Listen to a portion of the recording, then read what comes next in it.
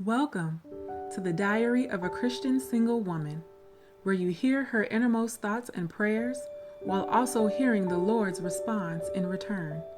Sit back and relax, grab your journal and pen, pour you a cup of coffee or tea, and go on this journey to self-discovery and growth in the Lord. It's time to write. Dear Lord, these are some fun conversations that we're having, and I am always looking forward to your insight. I really enjoyed the list of characteristics that I should be looking for in a spouse, and I pray that he is able to find some great characteristics in me. I hope that just as much as I am working towards a better understanding of myself in preparation of a relationship, that he is doing the same. You know, Lord, there is so much propaganda that is pushed on single women to be fully prepared before getting married, but you don't see that with men. So I have to put my full trust in you, knowing that you are preparing both of us for one another. It's exciting when I think about it. I feel like the more I'm learning and growing, the more I'm aware of what is important to me in a relationship and the closer I am to receiving it. All right, Lord, moving right along to the next agenda item. As a single woman, we always hear the phrase, "I'm waiting for my Boaz." And I admit I have used this phrase quite a bit because of the romanticism that's behind it. Boaz saves the day when he sees Ruth working in his field and then she lies at his feet. However, as I started to really think about it, why would I want a Boaz when there are so many other men in the Word that could be emulated for their great efforts? What makes Boaz so special that women all over the world use him as a cliche phrase? I know that he was noble and did the right thing by Ruth and Naomi. However, there's not much we know about him. Also, Boaz was already taken, so I don't want him anyway. The narrative on this should be changed, as there were other great men in the Bible that would be awesome examples of what to look for. Last entry, you gave me a list of character traits to look for in a potential spouse. The names you named I immediately recognized as great men of the Bible who had strong, recognizable character traits. However, I'm curious, God, are there others less well known? Obviously, I can't marry them, but it would be nice to see a different man other than Boaz. I'm not taking away from the greatness that was in him, but to be honest, it gets old after a while, and the propaganda behind him makes it seem like he was the only good one out there. In the end, Lord, I'm not looking for Boaz because everyone else is checking for him. Let me go against the grain and learn about other great men in the Word. Even though I desire the man that you have specifically designed for me, it's always good to look at examples in the Bible because it'll help to steer me in the right direction. I think it's wisdom to look at these types of things from a broader perspective in order to see the totality of someone. Meaning, when I finally run into the one, I will be able to see him and recognize him from all angles and not just from a limited Boaz view. As always, Lord, I look forward to your reply. I love you, your daughter. Dear daughter, your desire to talk to me is always refreshing. You are a sweet-smelling savor in my nostrils. Your eagerness to not only be a hearer of my word, but a doer brings joy to my heart. I really love your heart in these moments, and as you seek me, I'll continue to draw near to you. You are right that Boaz has been the focal point for single women. However, there were many men in the Bible who were noble, honorable, and did right in my eyes and by the women in their lives. Let me name a few for you. First up, Jacob.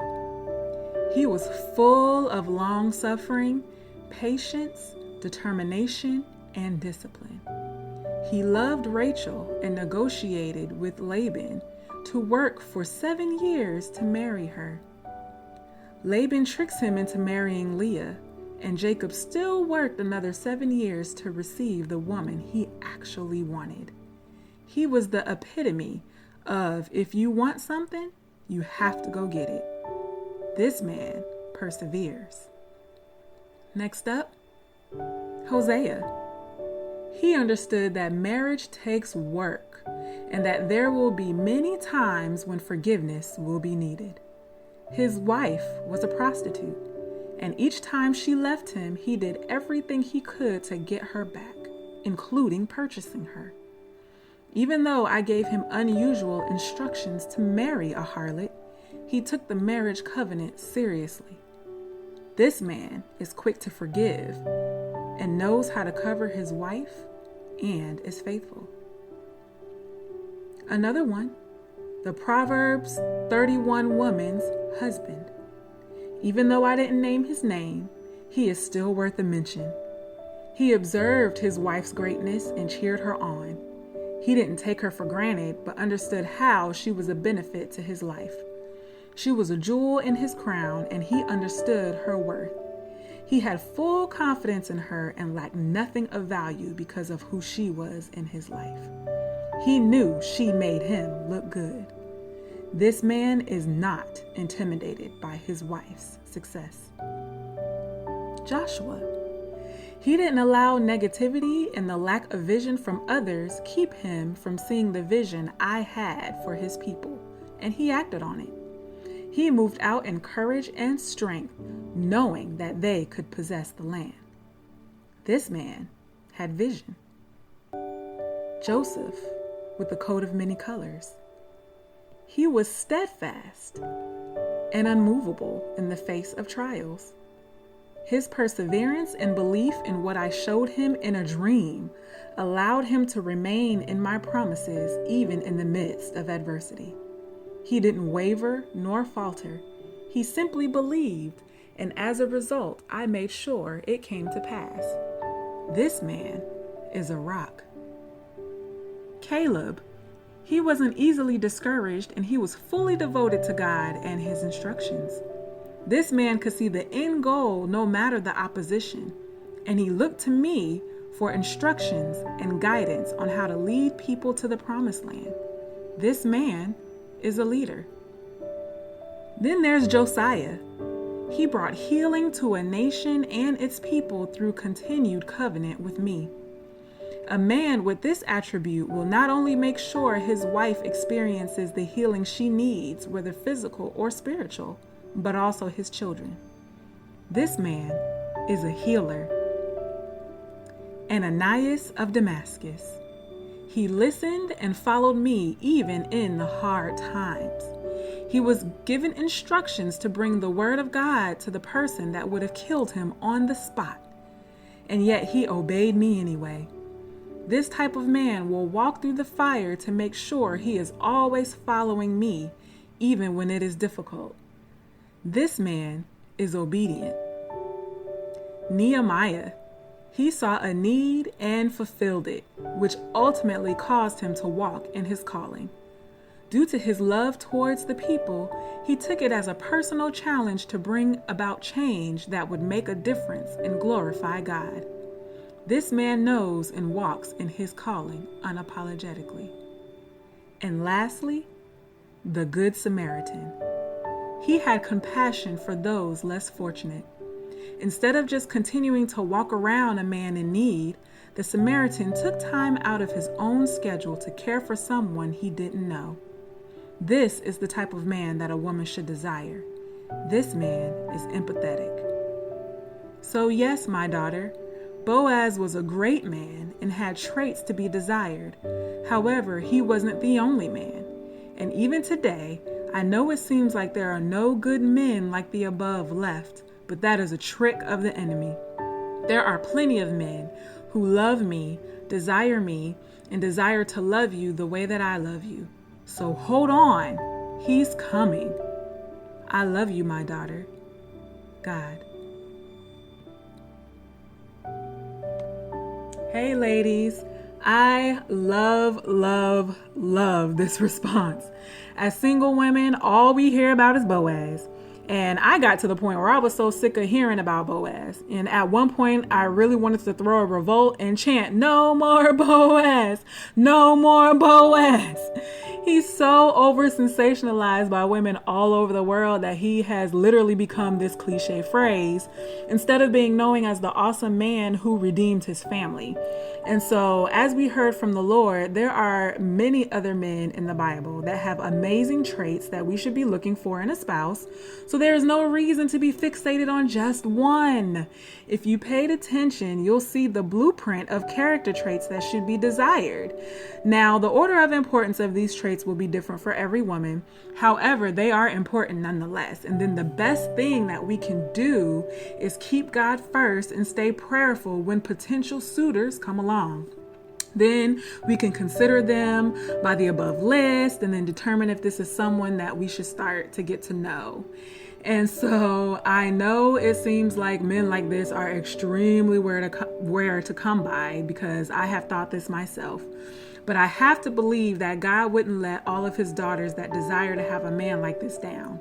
And so if it is the desire of your heart to be married and have a wonderful spouse and family, no matter your age, then I would pray that God would honor that desire. And so we still have to do our part though, right? Like, we're not going to be found just by sitting on our couches and hoping that he shows up at the door.